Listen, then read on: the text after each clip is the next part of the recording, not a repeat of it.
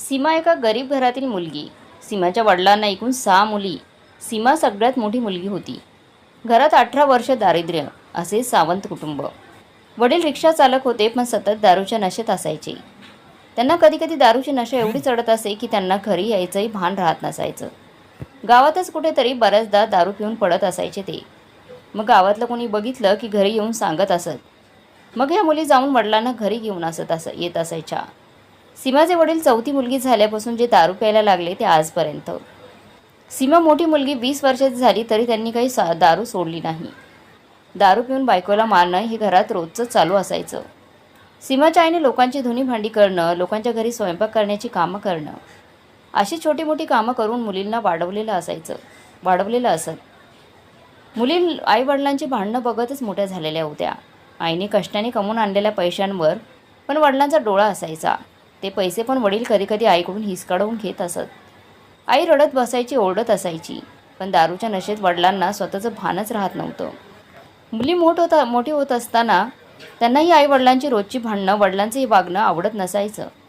पण बिचारी आई साधी असली तरी तिचं एक मत असायचं, मी अजून 4 घरची धुणी भांडी करेन, पण तुम्ही मुलींनी शिका. पण आईची कमाई बघता आईला ह्या 6 मुलींना शिकवणं जमत नव्हतं. पण त्या माऊलीने जिद्द सोडली नाही.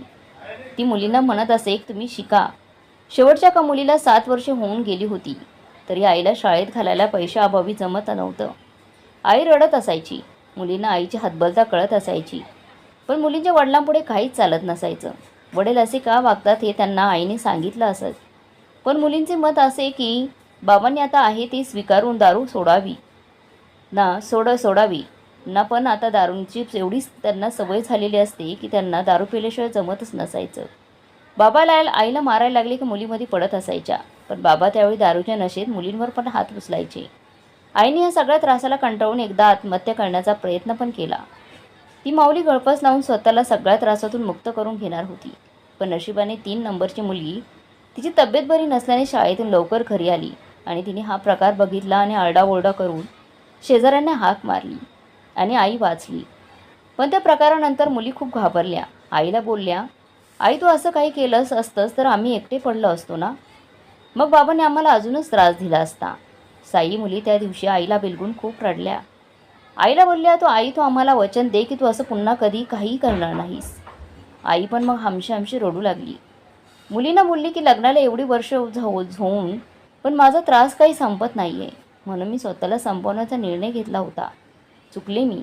माझ्या पाठीमागे माझ्या मुलींचं काय होईल याचा विसर पडला होता मला या सगळ्या माझ्या त्रासात मी तुम्हाला विसरली होती. सीमाचं कुटुंब राहत असलेलं गाव थोडं छोटं असल्यामुळे गावातील नोकरीच्या काहीच संधी नव्हत्या. शाळा पण खूप दूरवर होत्या. सीमा आईला म्हणत असायची, आई मी अजून मोठी झाली की कुठेतरी नोकरी करेन, म्हणजे तुलाही आधार होईल.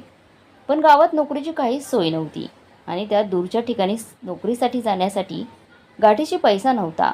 आई कमावत असलेले थोडेफार पैसे असायचे ते बाकीच्या बहिणींच्या शिक्षणासाठी खर्च होत असायचे. घर कर्जासाठी लागत असत.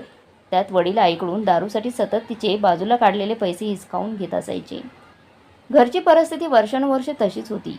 तीच गरिबी, तेच वडिलांचं रोजचं दारू पिऊन येणं. वडील रात्र दारूच्या नशेत बडबडत असायचे. घरातल्या या सर्व गोंधळामुळे मुलींना अभ्यास पण नीट करता येत नव्हता. मुली आई रडली की नेहमी म्हणत असत, आई तू काळजी करू नकोस, आपली परिस्थिती सुधारेल.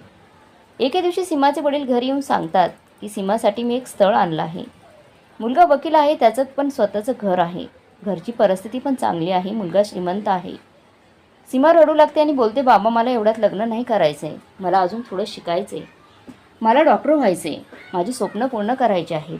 सीमाचे वडील सीमाला ओरडतात आणि बोलतात, मी सांगतो ना सर्व चांगलं आहे. सीमाची आई पण बोलते, कुणी सांगितलं तुम्हाला हे स्थळ? तुमच्या कुठल्या दारुड्या मित्राने तर सांगितलं नाही ना. मुलीच्या आयुष्याची वाट लावू नका, तिला शिकू द्या ना. सीमा खूप रडते आणि बोलते, बाबा असं करू नका, मी लहान आहे अजून.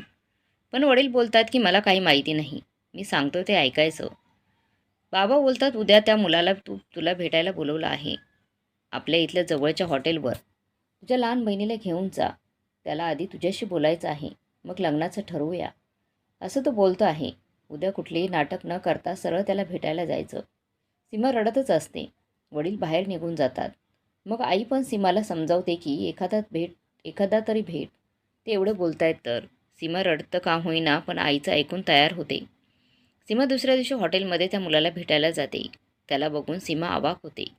सीमापेक्षा खूपच वयाने मोठा दिसत होता तो मुलगा. मुलगा सीमापेक्षा 15 वर्षांनी मोठा होता. सीमा 20 वर्षांची तर तो मुलगा 35 वर्षांचा असतो. सीमा त्याला बोलते, मला लग्न नाही करायचे, मला डॉक्टर व्हायचं आहे. मला माझ्या वडिलांनी जबरदस्ती इथे पाठवले आहे. तर तो मुलगा बोलतो, अगं हो, आल्यापासून तूच बोलते आहेस, माझं जरा ऐकून तर घेशील का? मग तू तुझा निर्णय घे. तू त्याची कहाणी सांगू लागतो. मुलाचं नाव अमर असतं. अमर सांगतो, माझे आईवडील मी 18 वर्षांचा असताना एका कार अपघातात वारले. तेव्हा माझी बहीण 15 वर्षांची होती आणि मी 18 वर्षांचा होतो. मी नुकतीच 12वीची परीक्षा पास झालो होतो. आमच्या घरी मी, आई, वडील, आजोबा आणि माझी लहान बहीण असे चौघे होतो. आई बाबा वारल्यावर आजोबांनी अंथरूण धरलं. ते अगदी शेवटपर्यंत. 3 वर्षांनी ते वारले. घरची सर्व जबाबदारी माझ्यावर आली. पण एक चांगलं होतं की आईबाबांची सेव्हिंग्स खूप होती. आजोबा पण गव्हर्नमेंट जॉबमधून रिटायर्ड होते. त्यामुळे त्यांना बऱ्यापैकी पेन्शन होती. आणि आईबाबा चांगल्या नोकरीला असल्यामुळे घरची परिस्थिती तशी चांगली होती. कालांतराने मी शिकलो, वकील झालो. छोट्या बहिणीचं एका मुलावर प्रेम होतं. नशिबाने तो मुलगा पण चांगल्या घरातला असल्यामुळे मी त्यांचं स्वखुशीने लग्न लावून दिलं. हळूहळू माझंही लग्नाचं वय होत चाललं होतं. बहिणीचं लग्न झाल्यापासून मी घरात एकटाच राहत होतो. माझं वय 27 होत आलं होतं. म्हणून मी लग्नासाठी एक विवाह मंडळात नाव नोंदवलं. 2 महिन्यांनी तिथून एक स्थळ आलं. मी मुलीचा फोटो बघितला. मला ही मुलगी आवडली आणि मी तिच्या घरच्या नंबरवर फोन केला आणि सांगितलं की विवाह मंडळाच्या द्वारे मला हा नंबर मिळाला आहे आणि मला फोटो बघून मुलगी आवडली आहे. मुलीचे वडील फोनवर बोलत होते. ते बोलले, चालेल, पण आपण 4 दिवसांनी रविवारी बघण्याचा प्रोग्राम ठरवू. मी हो म्हटलं आणि फोन ठेवला. मी मनातून खूप खुश होतो. मी रविवारी मुलीला बघण्यासाठी गेलो. मुलगी जास्त गोरी नव्हती, सावळीच होती, पण नाकी डोळी छान होती. मला आवडली मुलगी. पण त्या दिवशी जास्त काही ती बोलली नाही. माझ्याही जास्त काही अपेक्षा नव्हत्या. 2 दिवसांनी मुलीकडचे माझं घर बघायला आले. मुलीचे 2 भाऊ आणि वडील घर बघून गेले आणि 4 दिवसांनी तिच्या वडिलांना कळवलं की आमचा होकार आहे. मला पण खूप छान वाटलं. पुढच्या महिन्याचा त्यांनी लग्नाचा मुहूर्त काढला आणि साखरपुडा लग्नाच्या 3 दिवस आधी करायचं ठरवलं. मी आता लग्न ठरलं म्हणून मुलीच्या वडिलांना बोललो की मला मुलीला एकदा भेटायचं आहे. बोलायला लागले, अहो, असं आमच्यात चालत नाही. साखरपुडा पण झाला नाही आहे आणि अजून पण मी बोललो की एकदाच भेटून बोलायचं आहे. हो नाही करता करता मुलीचे बाबा तयार झाले. मुलीचं नाव दीपाली होतं. ती मला भेटायला आली. 2 दिवसांनी पण खूप कमी बोलत होती. मी सगळं बोलत होतो. तिला विचारत होतो, तुझ्या आवडीनिवडी काय आहेत? तुला मी आवडलो ना? तर ती हो होच करत होती. मी तिला विचारलं, पण तू बोलत का नाही आहेस? जास्त तरी ती म्हणाली की पहिल्यांदाच मी अशी कुणाला तरी हॉटेलमध्ये भेटायला आली आहे, त्यामुळे कसं तरीच वाटते. मग मी म्हटलं लाजत असेल. मग नाश्ता करून आम्ही हॉटेलमधून निघालो. मी घरी आलो. छोट्या बहिणीला फोन करून बोललो. ती मुलगी बोलत नव्हती जास्त, तरी पण म्हणाली लाजत असेल. तर ती म्हणाली लाजत असेल. मग बहीण बोलली की माहेरी येते 15 दिवस लग्नाच्या तयारीसाठी. बहीण आली. मी आणि तिने मिळून सर्व खरेदी केली. साखरपुडा ठरल्याप्रमाणे पार पडला. दीपाली छान दिसत होती. 3 दिवसांनी लग्न होतं. आदल्या दिवशी हळद लावली गेली. मी छानपैकी स्वतःला सूट शिवून घेतला. बहीण आणि तिचा नवरा दोघं पण सर्व जातीने लक्ष देऊन मदत करत होते. साखरपुड्यानंतर 3च दिवसांनी लग्न होतं म्हणून बहिणीचा नवरा पण मदतीला माझ्याच घरी राहिला होता. लग्नाचा हॉल माझ्या घरापासून तसा जवळच होता. माझ्याच एका मित्राचा हॉल होता तो, त्यामुळे कनेक्शनमध्ये सर्व सगळं भाडं वगैरे परवडणार होतं. त्यामुळे तोच ठरवला गेला. लग्नाच्या दिवशी सकाळी आम्ही सगळे तयार होऊन हॉलवर पोहोचलो. मुलीकडचे आले होते. नुकतेच सर्व तयारी चालू होती. दुपारी 11:30चा मुहूर्त होता लग्नाचा आणि 10:15च्या दरम्यान हॉलमध्ये खूप गडबड गोंधळ चालू झाला. मुलीचे वडील तिच्या आई बहिणीला ओरडत होते. सर्व पाहुणे काय झालं करू लागले. मलाही समजेना काय चालू आहे. म्हणून मग बहीण म्हणाली, तू तुझी तयारी कर, मी बघते. बहीण बाहेर गेली तर समजले गंधाली. दीपाली पळून गेली होती हॉलमधून. बहीण घाबरली आणि न सांगता सगळीकडे एकच गोंधळ चालला होता. नवरी मुलगी पळून गेली असा हॉलमध्ये नुसता गोंधळ चालू होता. मी पण रूममध्ये माझी तयारी करत होतो. मी धावतच बाहेर गेलो. दीपाली मेकअप करायला पार्लरवाल्या मुलीबरोबर रूममध्ये गेली होती आणि त्या रूमच्या पाठच्या दरवाजाने पळून गेली होती. त्यात पार्लरवाली पण तिची मैत्रीणच होती. तिने ह्या सगळ्या प्रकारात दीपालीची साथ दिली होती. खूप गोंधळ झाला होता. मी दीपालीच्या आई बाबांना ओरडून बोललो, मला सांगायचं ना आधीच तुमच्या मुलीचं कसं असं काहीतरी बाहेर लफडं होतं ते. तर ते बिचारे रडून बोलू लागले, आम्हाला देखील ह्यातलं काहीच माहिती नव्हतं. त्यांनासुद्धा ह्या दीपालीच्या प्रेम प्रकरणाची काहीच माहिती नव्हती. तिचे बाबा तर बिचारे पाय धरून रडू लागले. आम्हाला माफ करा बोलू लागले. तिची आई पण रडत होती, खूप रडत होती. भाऊ पण बिचारे खाजील झाले होते. मी पण अक्षरशः रडकुंडीला आलो होतो. भरलेला हॉल हळूहळू 1 तासात खाली झाला. माझी बहीण पण रडत होती. भाऊजी मला समजावत होते की आता काय करायचं, ती गेली, ऐन वेळा दगा देऊन गेली. तो सजलेला हॉल, ती लग्नाची उत्सुकता, सर्वच एका क्षणात संपलं होतं. हताश होऊन आम्ही सगळेच घरी निघालो. मी फेमस वकील असल्यामुळे खूप मोठमोठी मंडळी लग्नाला आली होती आणि त्या सर्वांसमोर दीपालीने मला मान खाली घालायला लावली होती. सर्वच मला समजावत होते, म्हणावत होते, झालं ते झालं, त्यात तुमचा काय दोष, असं बोलत होते. बहीण पण त्या दिवसानंतर अजून 2 दिवस राहून पुन्हा सासरी निघून गेली. पुन्हा मी एकटाच उरलो, घरात एकटाच उरलो. पण मी त्या सगळ्या प्रकरणानंतर स्वतःला कोंडून घेतलं. एवढं होपलेस वाटत होतं की घरातून बाहेर पडायला पण नको वाटत होतं. लाज वाटत होती. कोणीतरी बाहेर गेल्यावर बिल्डिंगमधलं विचारेल लग्नाबद्दल, कुणीतरी काहीतरी बोलेल असंच सारखं वाटत राहायचं. मी 8 दिवस बाहेरच गेलो नाही. दूधसुद्धा आणायला गेलो नाही. दूधसुद्धा घरात आणलं नाही. घरात बसून विचारच करत असायचो की आई-वडील देवाने लवकर हिरावून नेले. आता कुठे जरा सुख येईल असं वाटत असताना हे असं घडलं. मी झाल्या प्रकाराने खूप खचलो होतो. पण मग मी लग्न कधीच न करण्याचा निर्णय घेतला. मला सारखं वाटू लागलं की माझंच नशीब खराब आहे. 2-3 महिने गेले या सगळ्यातून बाहेर यायला. मग मी ठरवलं, आपण आपल्या कामावर लक्ष केंद्रित करूया, म्हणजे या सगळ्या गोष्टींचा विसर पडेल. आणि त्यामुळे स्वतःला कामात इतकं मी एवढं झोकून दिलं की आजला मी माझ्या परदेशातला सर्वात मोठा वकील बनलो आहे. मी केसेस घेत गेलो, जिंकत गेलो. खूप प्रसिद्धी मिळत गेली. बऱ्याचदा क्लायंट विचारायचे, सर तुमचं लग्न नाही का झालं आहे? मी नाही अजून झालं आहे असं बोलून विषय संपवायचा. पण कोर्टात जोडप्यांच्या केसेस बघून नेहमीच वाटायचं की मी एकटाच आहे. कालांतराने मलाही वाटू लागलं, किती दिवस अजून एकट्याने जेवण करून स्वतःचं खाणार, स्वतःच जेवण करायचं, स्वतःच खायचं, तेच कंटाळवाणं रुटीन.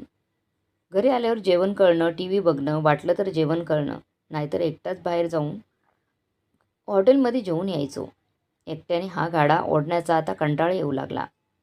मग वाटू लागलं की आता आपल्याला साथी म्हणजे जीवनसाथीची गरज वाटत नाही, पण उतारवयात कोणाची तर साथ असावी असं वाटू लागलं.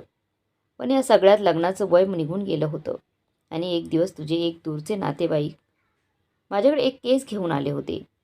त्यांची केस संपेपर्यंत त्यांची आणि माझी चांगलीच ओळख झाली होती. त्यांनी मला हेच तुझं स्थळ सुचवलं. ते बोलले, पण त्यांची परिस्थिती खूप हालाकीची आहे. 6 मुलीच आहेत. वडील खूप दारू पितात. आईच घरकाम करून घर चालवते. म्हणून मग मी म्हटलं की माझ्यामुळे कोणाचं तरी भलं होणार असेल तर जाऊन भेटूया त्या मुलीला. म्हणून तुला भेटायचं ठरलं. अमर बोलतो, तुला बघायला यायच्या आधी खरंच तुझं वय माहीत नव्हतं. एक मुलगी लग्नाची आहे असंच फक्त तुझ्या त्या नातेवाईकांनी सांगितलं होतं. मी मुलगी बघायला यायला पण तेवढा मनापासून तयार नव्हतो. पण म्हटलं एकदा भेटून तर बघू आणि तुला भेटायला आलो. पण तू आल्या माझं काहीच ऐकून न घेता तुझीच बडबड चालू केलीस. मला मान्य आहे तुला शिकायचे, डॉक्टर व्हायचे. पण एक सांग का, एकतर तुमचं गाव खूप आडगाव आहे, त्यामुळे त्यात सुधारणा व्हायला बरीच वर्ष जातील. त्यात नोकरीसाठी कुठं लांब राहणं तुला शक्य नाही. घरी आईवडीलला खूप त्रास देतात. पैशांची तंगी आहे घरात. असं असताना तू डॉक्टर कशी होणार? तू डॉक्टर होण्यासाठीचा खर्च कसा काढणार? तुला डॉक्टर होण्यासाठी किती पैसे लागतील हे तरी माहीत आहे का फक्त डॉक्टर व्हायचं एवढंच माहिती आहे?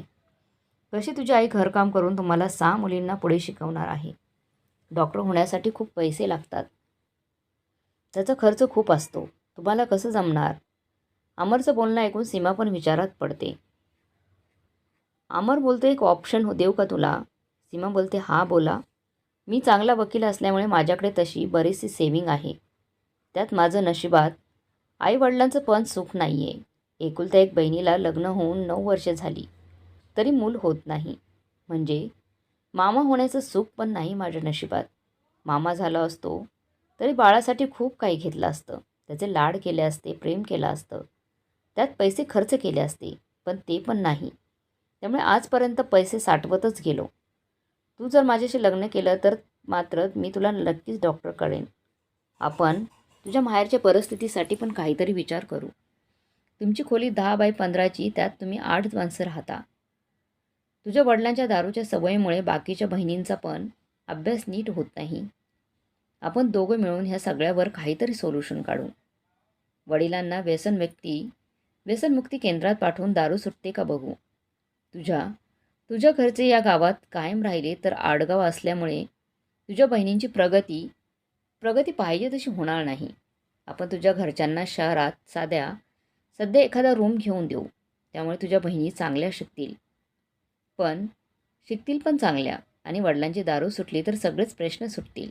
तुझे बाबा जर दारू प्यायले नाहीत तर ते त्यांची रिक्षा नीट चालवतील आणि त्यातून अर्थार्जन होईल. आईला घरंगम करायला नको. माझी घरची परिस्थिती खूप चांगली आहे, पण मला साथ हवी कोणाची तरी. मी एकटाच राहतो, कोणीच सोबत नाही. म्हणून सुट्टी असली तरी दिवस जात नाही. एकट्याला कंटाळा येतो, कोणीच बोलायला नाही. सगळ्या मित्रांची लग्न झाली आहेत, त्यामुळे सुट्टीच्या दिवशी ते त्यांच्या कुटुंबासोबत बिझी असतात. मीच फक्त एकटा राहतो. म्हणून मी लग्न करण्याचा निर्णय घेतला आहे. तुला कदाचित माझं बोलणं पटत नसेल, पण तू घरी जाऊन शांतपणे विचार कर ह्या सगळ्याचा. आपल्या लग्नामुळे घरच्या सर्वांचेच प्रॉब्लेम सुटणार आहेत. तू म्हणत असशील की मी हे सगळं तुमच्यासाठी का करतोय, तर त्याचं उत्तर असं आहे की मला मनापासून वाटतं की कमी पैशांच्या अभावी तुम्ही 6ही मुलींचं शिक्षण रखडू नये. पैसे नसतील तर कसं शिकणार तुम्ही पुढे? आता निर्णय पूर्णपणे तुझा असेल. तुला मी डॉक्टर करेनच, याबद्दल तिळमात्र शंका नाही. मी वकील आहे, त्यामुळे माझी जमानीला राहणार. तू सगळ्या बाजूने विचार करून 8 दिवसात मला तुझा निर्णय कळव. हो नाही जे काही असेल ते मी माझा फोन नंबर तुला देतो. तुला त्याच्यावर कॉल करून कळव मला. सीमा घरी आल्यावर आईला हे सगळं सांगते. आई पण म्हणते, अगं सीमा, 15 वर्षांचं अंतर तुम्हा दोघात खूप होतंय ना गं. मला काहीही योग्य वाटत नाही. सीमा बोलते, आई मी विचार करून तुला संध्याकाळी सांगते. सीमा खूप विचार करते आणि शेवटी लग्न करण्याच्या निर्णयापर्यंत पोहोचते. सीमा 3 दिवसांनी अमरच्या फोनवर कॉल करून सांगते की मी लग्नाला तयार आहे. तुम्ही घरी येऊन आईबाबांशी बोला लग्नाच्या तारखेबद्दल. अमर पण खुश होतो आणि बोलतो, मी परवा माझ्या ताई आणि भाऊजींसोबत लग्नाची बोलणी करायला येतो. अमर त्याच्या बहीण आणि भाऊजींना बरोबर सीमाच्या घरी येतो. लग्नाची बोलणी होते. अमर बोलतो, मला वाटतंय की आपण लग्न थाटामाटात न करता सरळ कोर्टात करावं. त्याने उगाचच तुम्हाला पण असं मनातून वाटणार नाही की आमची परिस्थिती नव्हती, आम्ही गरीब होतो, तरी मला लग्न थाटात करायचं आहे, असं बोलून पेचात टाकलं. खरोखर मलाही जास्त तामझाम करायचा नाही आहे. आपण लग्न कोर्टात करू आणि दुसऱ्या दिवशी लग्नाच्या पूजेला सर्व नातेवाईकांना आमंत्रण देऊ. सर्वांना हा निर्णय मग पटतो आणि 8 दिवसांनी अमर आणि सीमाचं लग्न होतं. सीमाच्या नव्या घरी गृहप्रवेश होतो. सीमाला घर बघून खूप छान वाटतं, आनंद वाटतो. 2 BHKचा मोठा फ्लॅट असतो. सीमा खूप खुश होते घर बघून. अमर लगेचच सीमाला बोलतो, बाईसाहेब, मी घर माझ्या पद्धतीने लावलं आहे. आता तुम्हाला आवडेल तसं सगळं नीट जागेवर लावून घ्या. अमरचं वाक्य ऐकून सीमा मनोमन आनंदी होते. पूजेला अमरची मित्रमंडळी येतात. त्याच्या बहिणीचे सासरे पण येतात. बहीण अजून एक दिवस राहून आपल्या सासरी निघून जाते. मग सुरू होतो सीमा आणि अमरचा सुखी संसार.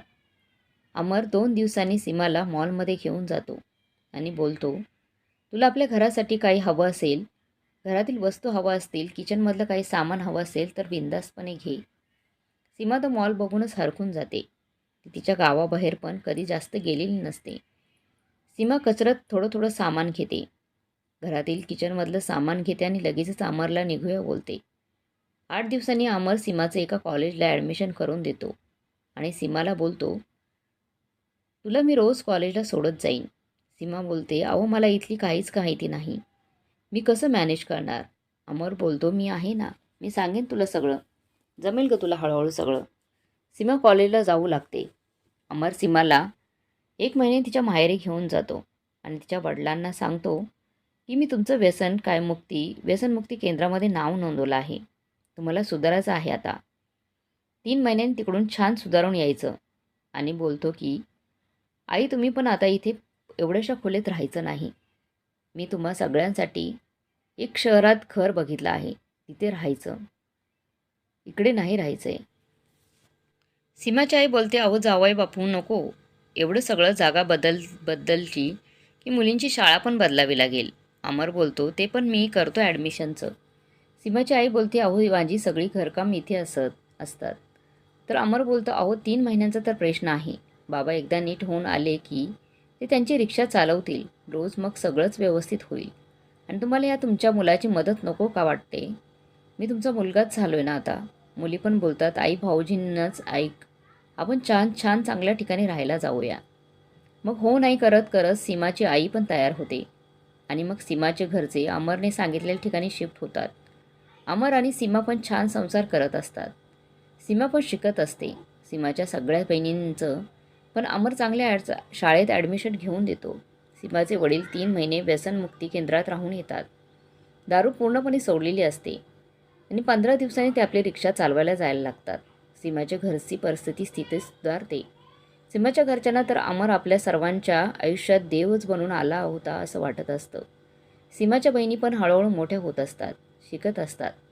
कालांतराने सीमा डॉक्टर होते. अमर त्याचा शब्द खरा करतो. सीमाला डॉक्टर करतो. तिला जवळच्या एरियामध्ये एक छोटासा दवाखाना काढून देतो. लग्नाला 7 वर्ष होत असलेली असतात. सीमा अमरला बोलते, आता आपण मुलाचा विचार करूयात का? अमर पण हो बोलतो. सर्वच अगदी सुखात छान चाललेलं असतं. 1 वर्षाने सीमा गरोदर राहते. अमर पण खूप खुश होतो. सीमा 9 महिन्यांनी गोंडस मुलाला जन्म देते. सगळेच खूप आनंदी असतात. मुलाचं नाव विनायक ठेवण्यात येतं. सगळ्या मावश्या आजी आजोबा बाळाचे खूप लाड करत असतात. विनायक हळूहळू मोठा होत असतो. आता 5वीला होता. कालांतराने सीमाच्या 2 बहिणी चांगल्या नोकरीला लागतात. अमर वकील असल्यामुळे त्याच्या बऱ्याच ओळखी असतात. त्या ओळखीतूनच तो सीमाच्या 2 बहिणींना नोकरीला लावतो. पण म्हणतात ना, सगळं छान चाललं असलं की काहीतरी विपरीत घडतंच. तसं अमरचा एके दिवशी मोठा ॲक्सिडेंट होतो. एका मोठ्या टेम्पोने त्याला गाडीला धडक दिलेली असते. घरी फोन आल्यावर सीमाची अवस्था खूपच वाईट होते. सीमा पटकन हॉस्पिटलला जाते. अमरची अवस्था खूपच वाईट असते. सीमा डॉक्टरला भेटते. डॉक्टर बोलतात की आम्ही आमच्या परीने पेशंटचा जीव वाचवण्याचा प्रयत्न करत आहोत. अमरच्या मेंदूला खूप मार लागलेला असतो. अमर सिरियस असतो. सीमा डॉक्टर असल्यामुळे ती मोठ्या डॉक्टरांना पण बोलावून ट्रीटमेंट देते. पण ऑपरेशन चालू असताना अमर कोमात जातो आणि कंडिशन अजूनच क्रिटिकल होते. डॉक्टर शर्थीने प्रयत्न करतात पण काहीच उपयोग होत नाही. दुसऱ्या दिवशी सकाळी अमरची प्राणज्योत मालवते. सीमाच्या घरचे सीमा सगळे शॉकमध्ये जातात. सीमाच्या बहिणी आई वडील तर रडून रडून डॉक्टरला बोलत असतात की आमच्या देवाला वाचवा, आमच्या सगळ्यांचा देव आहे तो. सीमा सारखी बेशुद्ध होत असते. घरी प्रेत आणण्यात येतं. विनायक पण खूप रडत असतो. बाबा उठा ना, असं सारखं अमरला बिलकुल रडत असतो. अमरचा विनायकवर खूप जीव असतो. तो सीमाला म्हणत असे, आपण विनायकला पण तुझ्यासारखंच डॉक्टर करूयात. हळूहळू दिवस जात असतात. सीमाने तिचा दवाखाना बंदच ठेवलेला असतो. एवढे दिवस तिला अमरबरोबर घालवलेले दिवस आठवत असतात. घरात तिला सारखं तो आहेच इथे असं जाणवत असं. त्याचे कपडे बघून तिला सारखं रडायला येत असे. एक बहीण सोबत म्हणून 12 दिवस राहायला आली होती. पण तिची पण नोकरी सीमाच्या इथून लांब पडत असल्यामुळे ती पण गेली. आता सीमाला घर खायला उठत असे. पण विनायकडे बघून ती तिचा सारखा येणारा हुंदका आवरत असे. सीमा सारखी मनातल्या मनात बोलत असे की मी स्वप्नात पण घरच्या गरीब परिस्थितीमुळे माझं स्वप्न पूर्ण करू शकत नव्हते. ते माझं डॉक्टर होण्याचं स्वप्न अमरने पूर्ण केलं. माझ्या माहेरची परिस्थिती जी कधीच वडिलांच्या दारू पिण्याच्या सवयीमुळे सुधारली नसती, ती अमरने 3 महिन्यात सुधारली. माझ्या 5ही बहिणींना चांगलं शिकवलं. त्यांचं सगळं चांगलं झालं. अमोल खरोखरच आमच्या सर्वांच्या आयुष्यात देवाने पाठवलेला देवदूतच होता आमच्यासाठी. 1 महिन्याची सीमा दवाखान्यामध्ये जायला पुन्हा सुरुवात करते आणि हळूहळू या दुःखातून बाहेर पडण्याचा प्रयत्न करते. कालांतराने सीमा आपल्या एका बहिणींचं लग्न करून देते. एकच 3 नंबरची बहीण लव्ह मॅरेज करते, पण तिने पण सांगितल्यावर त्या मुलाची घरची परिस्थिती चांगलीच होती म्हणून सीमा तिचं पण लग्न करून देते. 5ही बहिणींची लग्न होतात. मग आईवडील एकटेच उरतात.